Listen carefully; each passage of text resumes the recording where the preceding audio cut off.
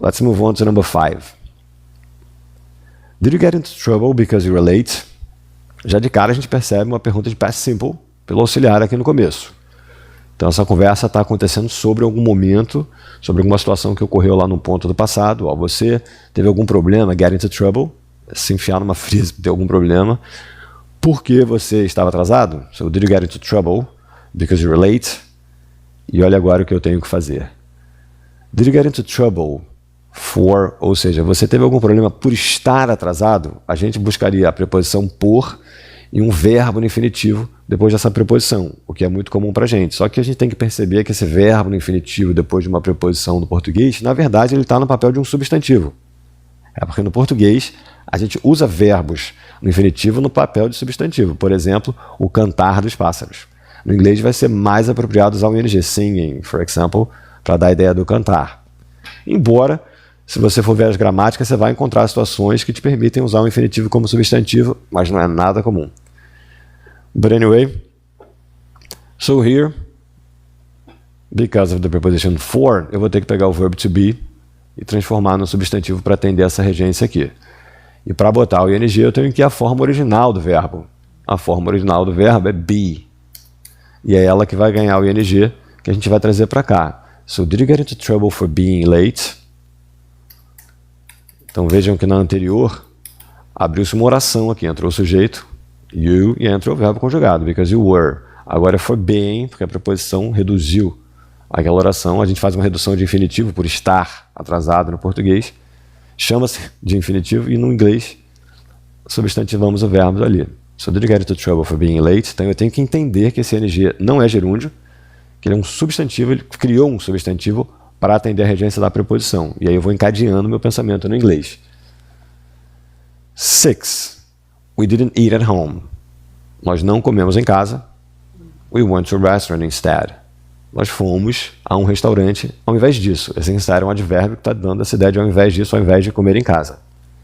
E veja que embaixo vai aparecer instead of, combinado com of. E aí isso vira uma preposição em frase.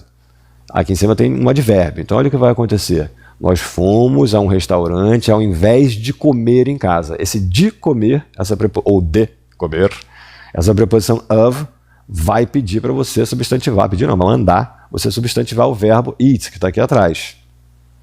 Então a gente diria, né? We went to a restaurant instead of, já pega o dele, bate no da preposição, né? Instead of what? Como é que o eat vai entrar aqui substantivado? Alguém gostaria de botar aí no comentário?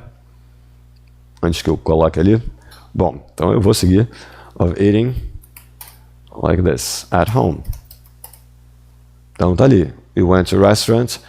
Claro que T do went com T da preposição vão se fundir aqui, né? We went to a restaurant, passado do verbo go, verbo regular, instead of, ao invés de comer em casa.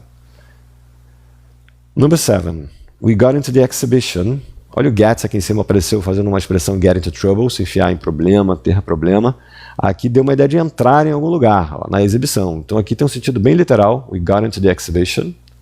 E aqui em cima ele teve um sentido figurado ali na expressão, né, get into trouble. Or we didn't have to queue.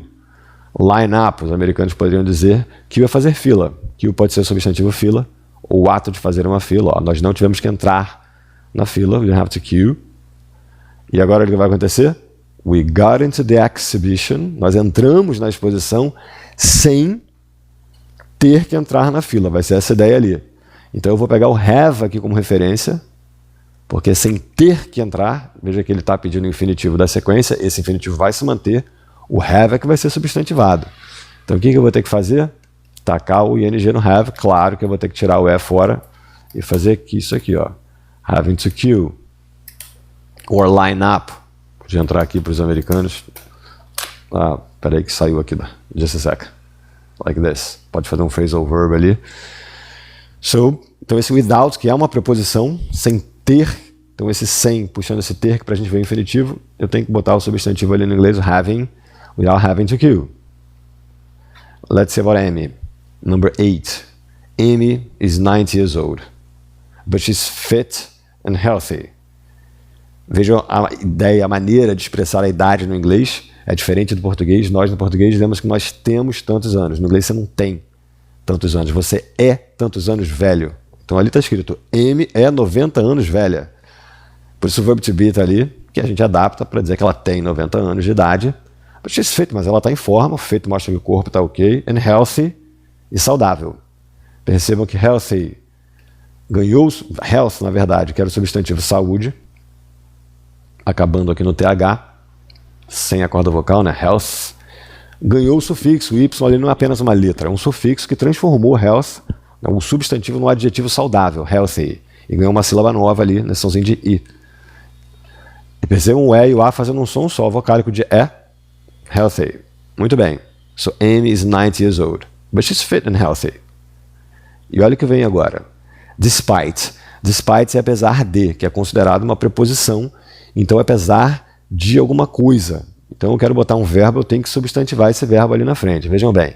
Então Amy está em forma e saudável, apesar de ser 90 anos velha, que a gente diria apesar de ter 90 anos. Mas eu estou chamando a atenção de ser para perceber que é o verbo to be, que vai ser a minha referência para a construção do ing aqui. Que foi o que aconteceu aqui em cima. Eu tenho que voltar à forma original dele de be e tacar o ing lá e entrar com despite being, apesar de ter, adaptando para o português, mas no inglês seria apesar de ser 90 anos velha. Então no inglês é sempre velho, daí você faz um antes e um ano velho. So Amy is fit and healthy despite being 90. Vou botar o verbo have aqui? Não, porque vai ser uma tradução ao pé da letra do português que não vai dar certo no inglês. Being 90 years old. And then period. Like this. E aí fechou. Amy está em forma e saudável, apesar de ter, adaptando, 90 anos de idade. Good for her.